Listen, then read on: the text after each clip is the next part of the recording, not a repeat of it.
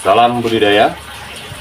Biosecurity yang baik akan menjamin atau menekan kerugian budidaya dari penyakit ikan. Pertanyaannya adalah, apa sih biosecurity itu? Biosecurity adalah suatu tindakan atau usaha atau langkah-langkah untuk mencegah masuknya patogen atau penyakit ikan ke dalam sistem budidaya kita, atau mencegah penyebaran patogen yang ada dalam lingkungan budidaya kita. Jadi selain mencegah masuknya patogen dan penyakit ikan, biosecurity ini juga berfungsi untuk membatasi, melokalisir supaya penyakit atau patogen yang sudah terlanjur masuk ke dalam sistem budidaya kita tidak menyebar. Tuh ya, sehingga apa? Kolam yang kita miliki atau ikan yang kita miliki tidak terjadi kontaminasi, terjadi cross kontaminasi, gitu ya. Saya ulangi, selain mencegah masuknya patogen dan penyakit, biosecurity ini juga berfungsi untuk melokalisir atau mencegah penyebaran penyakit ikan, gitu ya. Itu adalah definisi dari biosecurity. Saya ulangi lagi bahwa biosecurity jika diterapkan dengan baik, maka akan mencegah potensi kerugian budidaya ikan yang disebabkan karena penyakit ikan. Jadi itu teman-teman, arti dan fungsi biosecurity yang harus diterapkan dalam proses budidaya ikan. Ada beberapa langkah atau hal penting yang perlu diperhatikan dalam penerapan biosecurity dalam sistem atau dalam kolam budidaya kita. Itu yang pertama adalah benih yang berkualitas. Ya, seperti teman-teman ketahui, benih ikan yang kita tebar dalam kolam kita ini kan benih dari luar, benih yang diproduksi dari hatchery, dari perbenihan ikan. Kan kita nggak tahu bahwa benih yang dihasilkan ini dari proses budidaya atau pemijahan dengan cara yang baik atau tidak, steril atau tidak benihnya, kan itu. Nah, ini kita harus pastikan bahwa proses pemijahan dan pendedaran di perbenihan ikan ini dia berjalan dengan baik, sesuai dengan standar, sesuai dengan SOP. Dalam arti kata tidak mengandung patogen penyakit. Bisa teman-teman bayangkan, seandainya benih dari sumbernya ini sudah terinfeksi atau membawa patogen atau penyakit masuk ke dalam kolam kita, ini besar kemungkinan bahwa budidaya kita ini akan gagal. Karena apa? Karena terjadi banyak kematian pada ikan kita. Nah, sekali lagi, pastikan benih yang kita masukkan ke kolam kita itu berasal dari perbenihan yang baik, yang bagus, yang menerapkan standar biosecurity yang ketat. Gitu. Nah, karena kita tidak tahu bagaimana si pembenih ini, maka hal yang paling mungkin kita lakukan adalah melakukan sterilisasi benih. Gitu. Dengan cara apa? Direndamlah pakai bahan kimia, misalnya potasium, misalnya blue copper. Nah, ini cara-cara untuk membebaskan benih ikan yang kita beli ini, dia steril dari patogen atau penyakit, steril dari jamur, steril dari bakteri, steril dari virus yang mungkin menempel pada tubuh ikan. Nah, baru setelah itu kita tebar, gitu ya. Nah, itu yang pertama. Yang kedua adalah pengelolaan air masuk dan keluar ya. Yang kedua adalah pengelolaan air masuk ke dalam kolam dan limbah dalam kolam keluarin ini harus dikelola gitu. Nah, bagaimana caranya mengelola ini ya? Air yang masuk ke dalam sistem kita ini dipastikan tidak membawa penyakit gitu. Atau dipastikan tidak membawa masuk ikan yang menjadi karier bagi patogen atau virus. Jadi ikan nih, misalnya ya teman-teman, bagi teman-teman yang punya kolam yang sumber airnya dari embung, dari waduk, dari sungai, kan tidak ada jaminan bahwa air yang berasal dari waduk ini yang kita sedot pakai pompa gitu misalnya, atau dia gravitasi ke kolam kita, tidak ada jaminan bahwa ikan liar ini masuk ke dalam sistem budidaya kita. Nah, untuk itu apa yang harus kita lakukan? Kita harus saring airnya, kita harus buat filter. Nah, harapannya agar ikan liar dari sumber air, dari sungai itu tidak masuk ke dalam sistem kita. Karena dikhawatirkan bahwa ikan ini membawa virus, membawa patogen, membawa jamur gitu. Nah, ini yang harus kita antisipasi.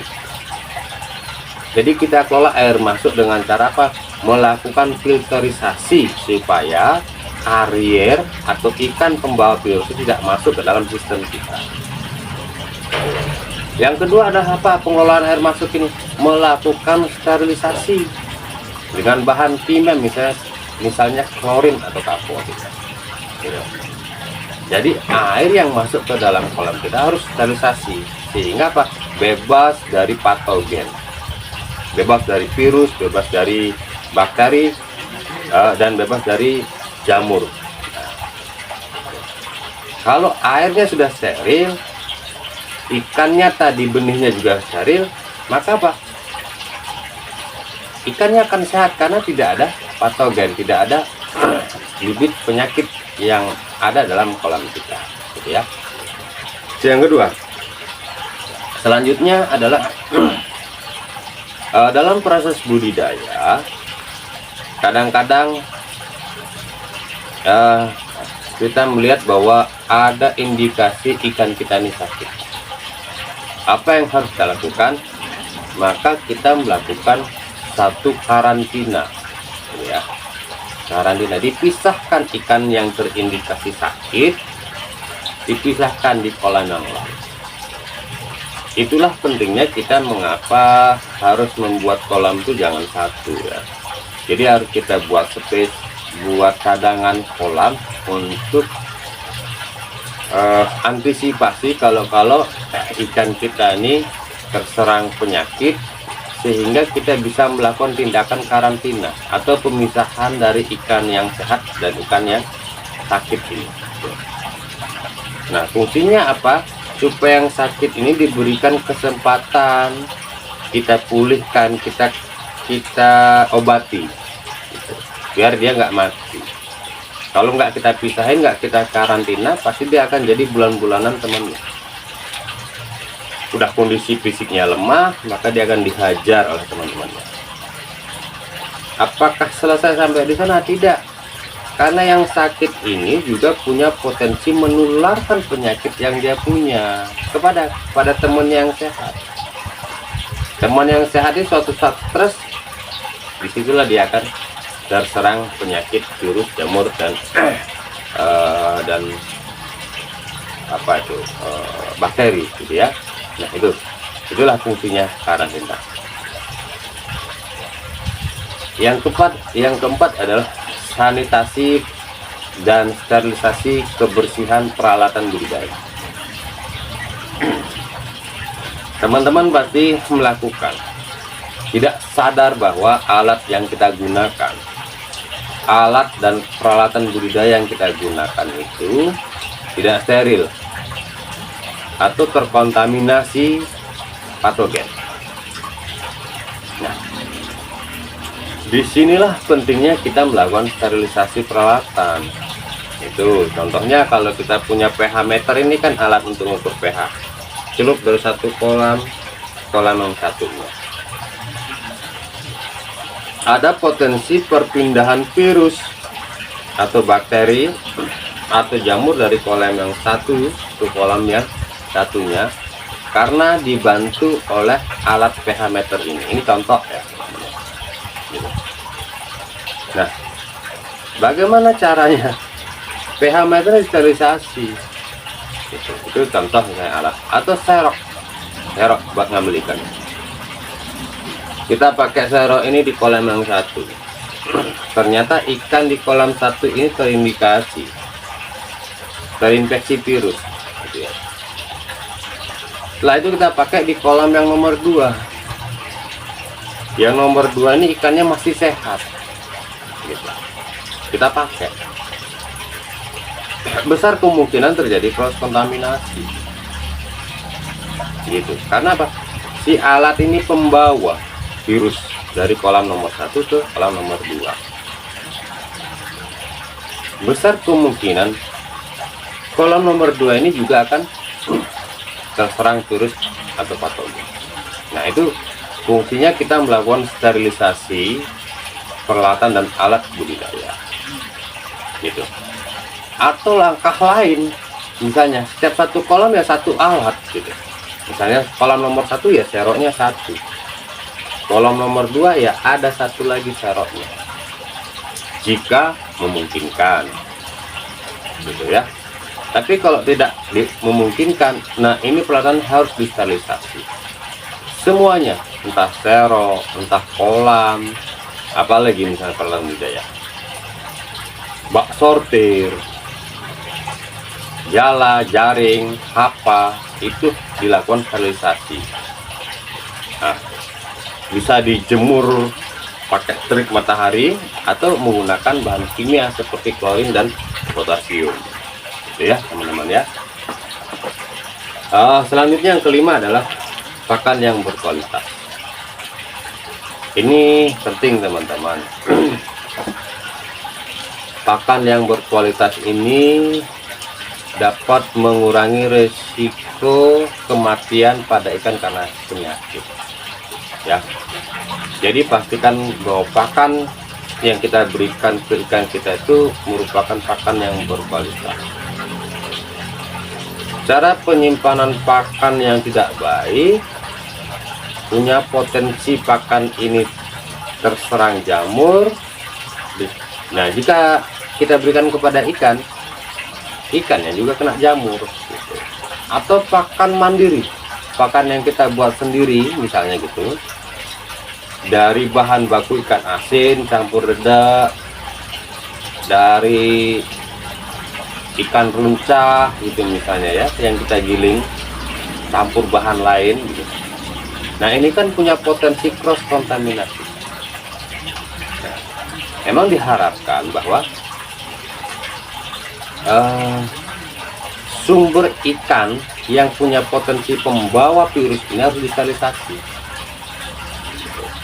sehingga ada jaminan bahwa pakan yang kita berikan ini, pakan mandiri ini, pakan yang kita buat sendiri ini terbebas dari patogen atau virus atau penyakit. Nah, itu ya. Hal penting yang perlu kita perhatikan lagi adalah hama dan predator. Teman-teman pembudidaya, pada saat kita melakukan persiapan kolam, tentu kita akan paham bahwa predator apa sih yang sering masuk ke dalam sistem kita, kolam budidaya kita, atau hama apa saja yang sering masuk ke dalam budidaya kita. Nah, misalnya predator ini kayak biawak, ular ya, apalagi lah burung gitu ya, hama itu ya, atau ikan-ikan lain ya, gabus gitu yang nggak sengaja masuk ke dalam sistem kita, sistem budidaya kita. Nah, ini harus diantisipasi. Karena apa? Predator dan hama ini dia punya potensi sebagai karier sebagai pembawa bibit penyakit. Misalnya atau biawak atau ular atau burung dari kolam tempat lain di daerah lain yang kebetulan kolam itu terinfeksi penyakit, dia makan di sana, dia terus pergi ke tempat kita, masuk ke dalam sistem kita karena dia butuh makan. Nah ya, inilah contohnya. Jadi tempat lain yang terinfeksi dibawa oleh burung atau biawak atau ular atau ikan predator lain. Itu harus diantisipasi. Bagaimana cara antisipasinya? Maka kita harus buat kayak semacam pagar supaya biawak nggak bisa masuk, dikasih penutup pakai jaring burung supaya burung nggak bisa masuk ke dalam sistem kita, gitu ya.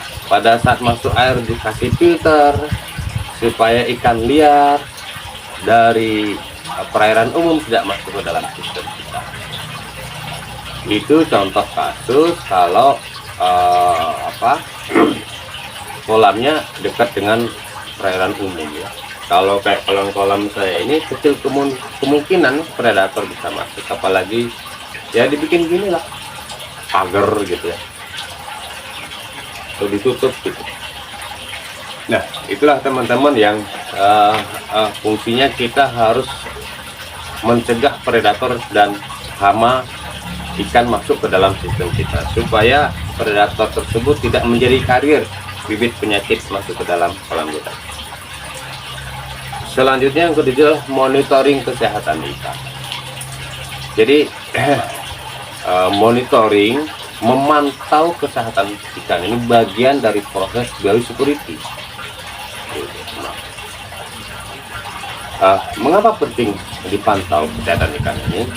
Ini tujuannya untuk mengantisipasi, mencegah terjadinya outbreak karena virus, mencegah terjadinya infeksi massal pada ikan kita. Nah, maka kita perlu melakukan monitoring atau pengamatan setiap hari gitu terhadap kondisi kesehatan ikan kita. Misalnya ada indikasi ikan kita kok terkena Aromonas baru satu ya misalnya, jangan nunggu banyak gitu, harus ada tindakan atau langkah antisipasi. Kelihatannya udah lusu-lusu gitu, walaupun belum ada tandanya, harus ada kesadaran, feelingnya harus main, wah ini bakal kena.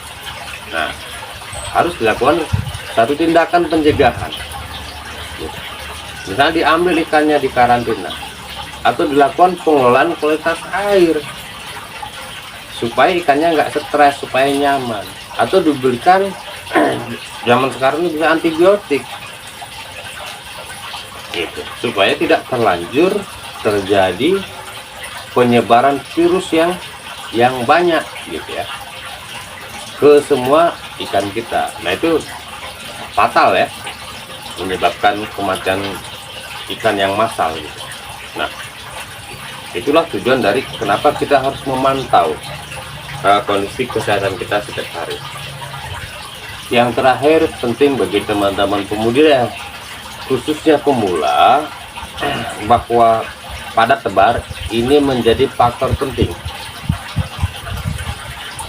bahwa potensi ikan kita terkena penyakit atau terserang patogen itu kemungkinannya lebih besar pada padat tebar yang tinggi. Nah seperti yang kita ketahui, padat tebar yang tinggi ini akan terjadi kompetisi banyak hal oleh ikan. Kompetisinya semakin tinggi, kompetisi oksigen, kompetisi ruang gerak ya, kompetisi makanan, ini persaingan sangat ketat sehingga menyebabkan ikan ini stres, mudah stres gitu ya. Ikan yang mudah stres mudah juga dia terinfeksi virus atau penyakit atau patogen. Nah gitu. Nah maka dari itu penting buat teman-teman pemula untuk mengelola padat tebar sebarlah sesuai dengan kemampuan kolam sistem kita dan kemampuan kita, pengalaman kita, gitu ya, kemampuan kita berbudidaya harus disesuaikan ya. Kalau sekiranya teman-teman pemula, sistemnya juga budidayanya masih manual, ya jangan banyak-banyak tebarnya, gitu. Karena apa? Kita belum mampu, sistem kita belum mampu untuk mengelola stres karena kepadatan tebar ini. Nah, jadi itulah teman-teman kenapa pentingnya biosecurity. Ya, biosecurity saya ulangi sekali lagi, berfungsi untuk mencegah kerugian bagi pembudidaya karena kematian yang massal akibat penyakit. Biosecurity adalah langkah-langkah yang dilakukan bagi pembudidaya untuk mencegah masuknya patogen atau penyakit atau mencegah penyebaran patogen dalam sistem budidaya. Nah, itulah biosecurity. Mudah-mudahan informasi ini dapat bermanfaat bagi teman-teman pembudidaya. Terus semangat, terus belajar. Salam budidaya.